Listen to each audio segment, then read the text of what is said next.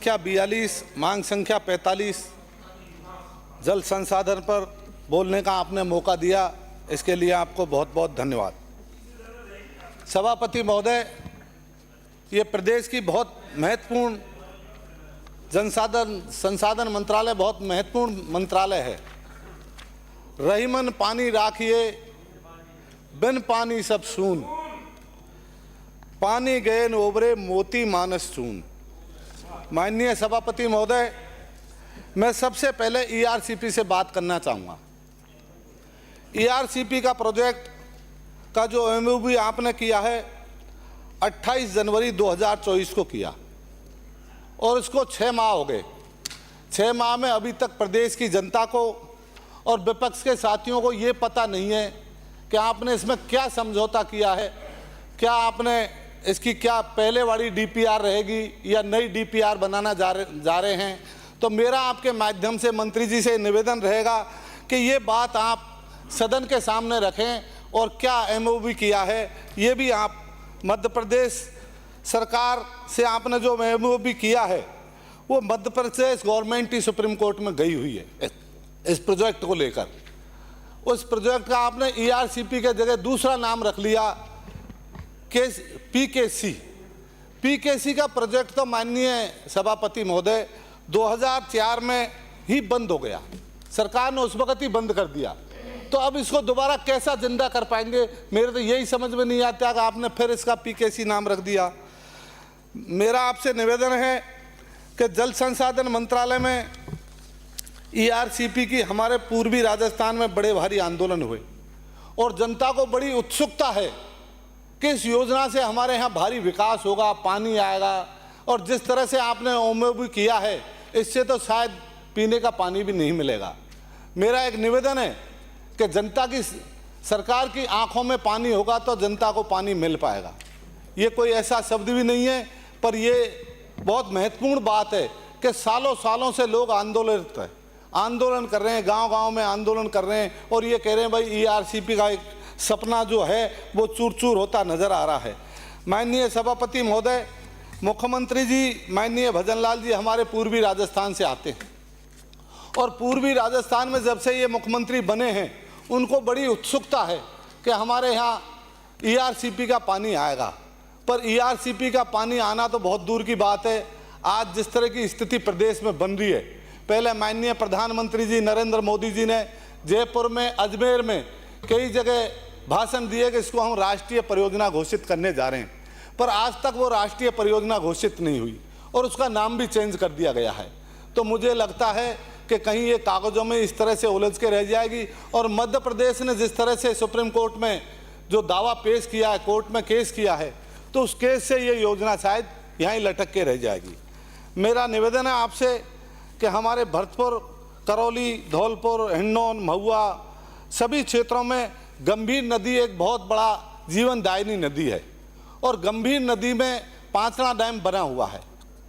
पिछले 20 साल से वो बंद है, किसी भी तरह से उसमें पानी नहीं आ रहा है। अगर उसको बीच बीच में खोल दिया जाए तो लोगों को वहाँ पानी मिलने की व्यवस्था हो सकेगी। इसके साथ साथ वहाँ के हमारे समाज सेवी ताराचंद मीना थे, उनने एक बहुत बड़ा सर्वे किया। सालों साल तक उनने एक सर्वे करके सरकार को बताया और हमारी पूर्ववर्ती सरकार में गहलोत साहब को भी उनने इस योजना पे बहुत सारा काम करके बताया। उसमें ये रिपोर्ट बनाई उनने कि भाई गंभीर नदी पर हर 5 किलोमीटर पर एक एनीकट बनाया जाएगा तो उस एनीकट से जनता को भारी लाभ मिल पाएगा। इसके साथ ही जो अपने ईआरसीपी की जो बात थी उसमें ये कह रहे थे कि भाई ईआरसीपी तो पहले ही चालू कर दी।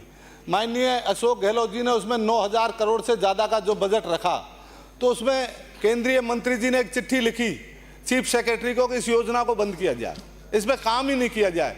तो उस वक्त अशोक गहलोत साहब ने कहा था कि ये योजना बंद नहीं होगी चाहे मुझे बंद होना पड़े।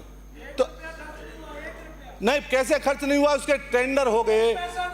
अरे कैसा काम आज भी चल रहे हैं, हमारे क्षेत्र में काम चल रहे हैं। आप कैसी बात करते हैं सरदार जी, आप माननीय सदस्य चल के देखो, आज भी काम चला हुआ है। नहीं, काम चल रहा है। अब आप जो कर रहे हैं वो भी जो वर्क ऑर्डर जारी किए हैं वो हमारी सरकार के टाइम के ही टेंडर हैं। तो मेरा आपसे निवेदन है कि पक्ष विपक्ष दोनों ही हम एक सिक्के के पहलू हैं, पर यह बहुत गंभीर विषय है, किसानों का विषय है। इस विषय को हम सबको मिलकर काम करना चाहिए। आपने पहले उसमें 13 जिले थे, अब 21 जिले कर दिए, ये भी अच्छी बात है कि उसका दायरा बढ़ा दिया। पर जो पहले डीपीआर बनी थी उसमें खूडा चैनपुर एक मुख्य जगह पानी का स्टोरेज का रखा था।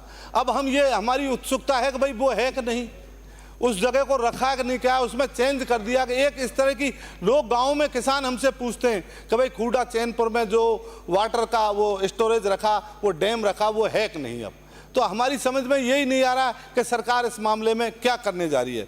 इसके साथ साथ मैं आपसे एक और विषय पर निवेदन करना चाहूँगा कि जन संसाधन विभाग में 1998 में जो अभियंताओं की भर्ती हुई उसमें 20 वर्ष से पहले से अनुसूचित जाति जनजाति के अधिशासी अभियंताओं को पदोन्नति के अभाव में एक ही पद पर काम करना पड़ रहा है।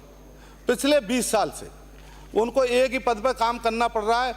अधिशासी अभियंता पद से कई तो सेवानिवृत्त हो गए, कुछ इस वर्ष में भी होने जा रहे हैं। इस प्रकार राज्य सेवा के चयनित होने वाले 26 साल तक इन्हीं आरक्षित वर्ग के लोगों को मात्र एक ही पद पर कार्य करने का मौका मिला है, जिसमें सिर्फ अनुसूचित एसटी एससी के लोग हैं। क्या कह रहे साहब? ये जो आप फरमा रहे हैं वो पिछले 5 साल का रिकॉर्ड बता रहे हो ना? नहीं, 26 साल पुराना, ये 20 साल से नहीं हुए। नहीं, मैं 5 साल का ही नहीं बता रहा, 26 साल का है। उसमें हमारी भी सरकारें रही है, आपकी भी सरकारें रही है। मैंने 5 जब आपके हाथ में होता है एससी एसटी के लिए कुछ करने का, तब कुछ करते नहीं, उल्टे अफसरों को रिवर्स करते हो, उनको डिमोरलाइज करते हो। चलो, और हम अब उधर बैठते तो आपको याद आता है, अब तो उधर बैठते तो एससी एसटी याद आती है आपको, अब तो भूल जाते हो। अब तो मेरा सब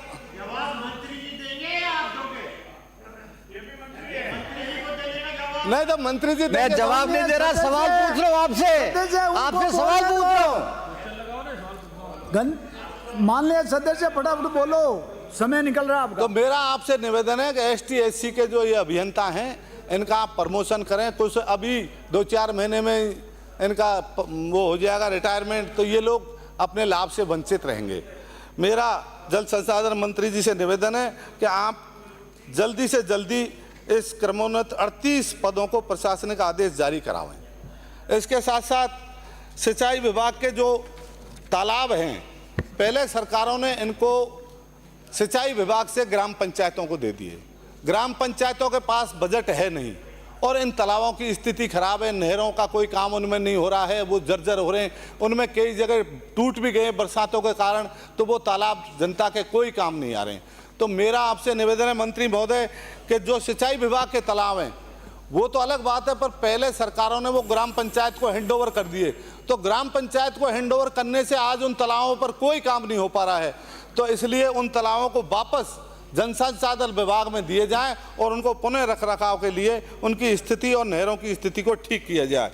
इसके साथ साथ मैं आपसे निवेदन करूंगा कि चंबल नदी हमारे एक बहुत बड़ी जीवनदायिनी नदी है, उसमें पानी की कोई कमी नहीं है और उसमें लिफ्ट कर, जैसे जगर बांध है, बांसड़ा बांध है, तो वो पहले अशोक गहलोत साहब मुख्यमंत्री जी के टाइम पे उसमें बजट भी दिया था और वो कुछ काम उसमें पूरा भी हो गया है, सर्वे भी हो गया है।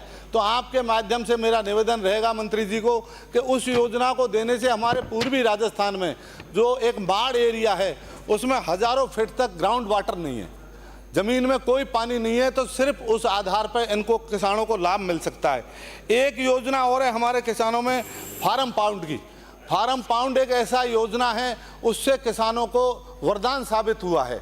उससे जब फार्म पाउंड की योजना चली थी तो उसमें अनुदान कम राशि मिलती थी। अब मेरा सरकार से निवेदन रहेगा कि उसकी अनुदान राशि अगर हम बढ़ाएंगे तो किसानों के लिए वो बहुत ही एक महत्वपूर्ण योजना है। उसमें आप 3 लाख से 5 लाख तक का अनुदान करेंगे तो किसानों को वो होगा।